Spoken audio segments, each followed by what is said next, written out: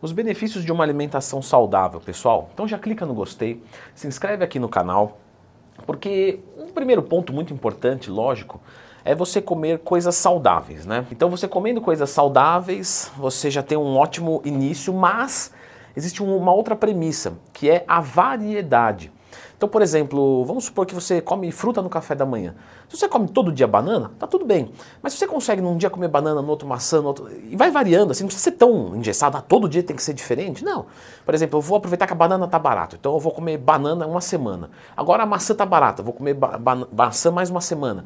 E assim sucessivamente, com verduras, vegetais. Você garante uma ingestão de macronutrientes e micronutrientes bem adequado, tá? Eu comentei sobre isso num curso que ensina como montar uma dieta do zero. Um curso bem bom. Leandro, porque foi você que fez? Lógico, eu fiz com carinho e acredito no meu trabalho. Mas o que é considerado um alimento saudável? Já se perguntaram sobre isso? São aqueles alimentos que quanto menos intervenção do homem, melhor. Então, por exemplo, fruta, legume, grãos, agora bolacha, esse tipo de coisa, quanto mais... Aqui teve uma intervenção da indústria. Não quer dizer que é necessariamente ruim, tá? Aí empacotei o feijão tornou ruim? Não. Mas o quanto menos tiver intervenção, melhor. Se você quiser saber sobre alimentos saudáveis, tem um vídeo aqui no canal, só procurar Leandro Twin mais tema. Também é importante a ingestão de água, né, lógico. Sempre dá Purifique, que é o melhor filtro do mercado. Pare de comprar galão, que isso aí já tá arcaico. Aqui é muito mais barato, com muito menos dor de cabeça. E logicamente a gente tem que medir as quantidades. Então não adianta variar os alimentos, comer uma coisa saudável, mas se você come de forma excessiva, engorda por causa disso. Alimento saudável também pode fazer mal dependendo da quantidade. Só que por outro lado, quando você faz uma dieta de restrição calórica, isso de certa forma também não é saudável. Isso vai gerar um resultado saudável caso você esteja obeso, porque o emagrecimento, né, vai valer a pena. Agora, vamos supor, estou atendendo 2 alunos da consultoria. Um aluno está em déficit calórico, outro está em dieta normocalórica. O que está em normocalórica não passa fome, o seu humor está mais controlado. Então ele vai ter uma qualidade de vida melhor, até mesmo de níveis hormonais, de testosterona, de disposição. E quem está em déficit às vezes paga algum preço, né? Sente um desejinho ali, outro aqui, uma fome. Às vezes o sono não fica tão bom, o humor não fica tão bom, a disposição não fica tão boa. Só que o custo-benefício da operação ele é necessário. Então um outro ponto da alimentação saudável não é nem o déficit calórico e nem o superávit, é comer o que você gasta, porque o superávit também faz você ganhar peso e sobrecarrega um pouco o sistema, não que vai te fazer mal para a saúde, não é isso, mas é muito mais confortável você ficar numa dieta normocalórica. E aqui a gente tem pelo menos, né, 3 tipos de efeitos positivos, benefícios.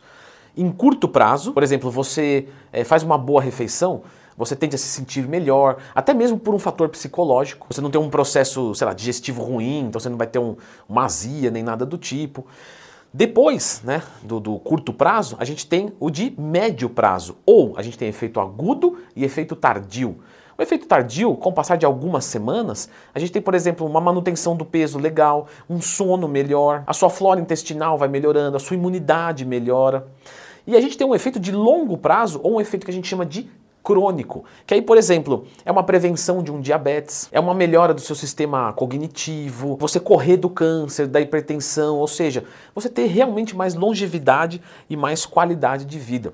Então, eu sempre falo isso para os alunos da consultoria. Por que é difícil a gente começar? Porque quando a gente começa, a gente não tem nada disso, e a gente tem uma vida que a gente está habituado, a gente tem que parar de viver daquele jeito, então a gente para de comer algumas coisas que a gente gosta, tem que começar a fazer exercício. Só que o que você vê em troca disso em curto prazo? Nada. Você fica dolorido, você não come o que você quer e continua com o colesterol ruim, gordo, e você fala, isso aqui não vale a pena. Só que a partir do momento que você resiste aquelas primeiras semanas, e aí você vê que deu resultado e vê que mudou a sua vida, aí você não quer parar mais. Então, a jornada, ela começa difícil e depois fica fácil. Imagina uma pessoa que já faz dieta há anos e ela já viu melhorias gigantescas. O sono é perfeito, a libido é perfeita, a disposição é perfeita, aí ela tem um bom humor, e aí ela tem prazer no que ela come, porque as papilas gustativas, porque nós vamos nos adaptando ao que a gente come. Então ela tem prazer, então não tem por que parar. Você pode ver que quem faz dieta há muito tempo, não para. Quem para? Quem começou faz semanas ou meses. Então entendendo isso, quando vocês forem pensar em fazer uma alimentação saudável, pensa em não fazer uma virada de chave muito radical que pode comprometer a sustentabilidade na dieta. Então começa, por exemplo, escolhendo bons alimentos para o café da manhã, fica nisso uma semana, 2, agora eu vou fazer no almoço, depois na janta, eu vou colocar agora uma quarta refeição entre o almoço e a janta, agora eu vou começar, de manhã eu estava comendo qualquer coisa saudável, agora eu vou tentar sempre colocar uma proteína em cada refeição. Então tentar ir fazendo as coisas de uma maneira mais lenta pode ser mais inteligente. Lógico, depende de pessoa para pessoa. Tem pessoa que assim se desestimula, é só uma besteirinha, vai voltar a ser o que era. Não, prefiro virar a chave, contratar alguém, fechar o curso de dieta do Leandrão e já monto uma dieta perfeita e engajo. Tudo bem, vê o que você se adapta melhor. E aí, fazendo da maneira que é bom para você, o longo prazo ele vai se tornar factível. Mas é lógico que a gente tem que lembrar que você ter uma dieta saudável, você fazer exercício, não garante necessariamente uma saúde plena. Por quê? Porque tem coisas que são genéticas, tem coisas que são dependentes de outras coisas, né? Por exemplo, a pessoa tem uma ótima alimentação, faz exercício, mas ela é muito estressada. Ela pode ter uma azia, ela pode ter uma gastrite emocional. Lógico, é mais difícil, porque a pessoa que come bem, dorme bem, faz exercício, ela tende a ser menos estressada. Mas de repente pode ser que seja, né? A gente não tem ali o fator psicológico, a gente não consegue garantir que comer maçã e correr vai fazer você reagir bem quando o seu chefe gritar com você, ou quando você tiver um problema financeiro. Então a gente não pode descuidar também da parte psicológica. Mas tenta perceber o seguinte, quando você começar a fazer uma alimentação saudável, você vai sentir um aumento de energia, de disposição. Isso aqui é para qualquer coisa. Eu já tive muito relato disso de aluno na consultoria. Leandro, eu comecei a fazer dieta, comecei a treinar, né? Minha libido subiu pra caramba.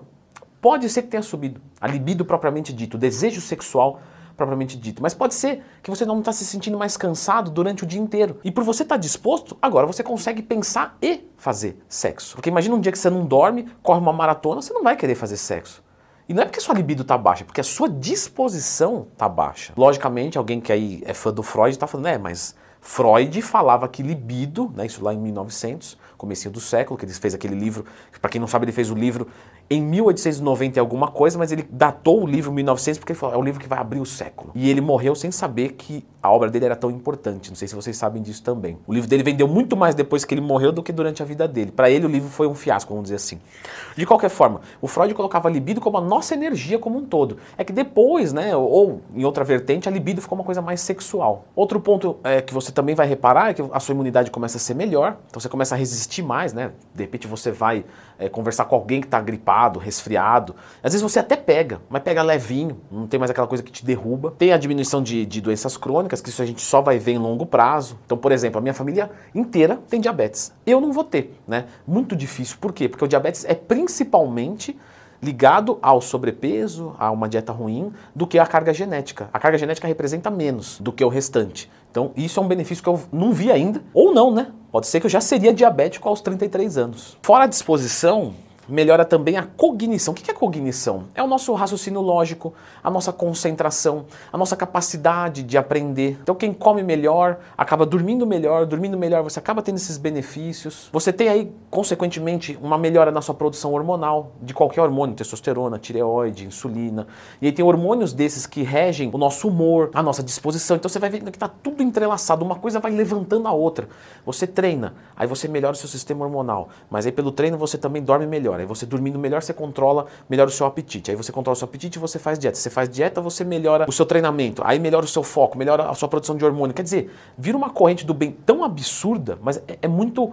A palavra é essa, é absurdo o tipo de melhoria que você tem quando você faz tudo certo. Nenhum remédio da face da Terra vai chegar perto de uma boa alimentação, treino, sono e aí o sistema hormonal bem adequado. E aí você vai ter mais qualidade de vida, vai envelhecer de forma mais lenta, vamos colocar assim. Então a gente vê muito, por exemplo, uma pessoa que é fumante, alcoólatra ou tudo junto, que não tem bons hábitos, a pessoa tem 40 anos, parece que tem 50, todo mundo conhece alguém assim. E muitos outros benefícios de alimentação saudável que eu nem consigo nem lembrar aqui de tão absurdo que é. Tem muitas coisas que são inimagináveis ou indetectáveis, simplesmente melhorou e você nem ficou sabendo que melhorou, enfim.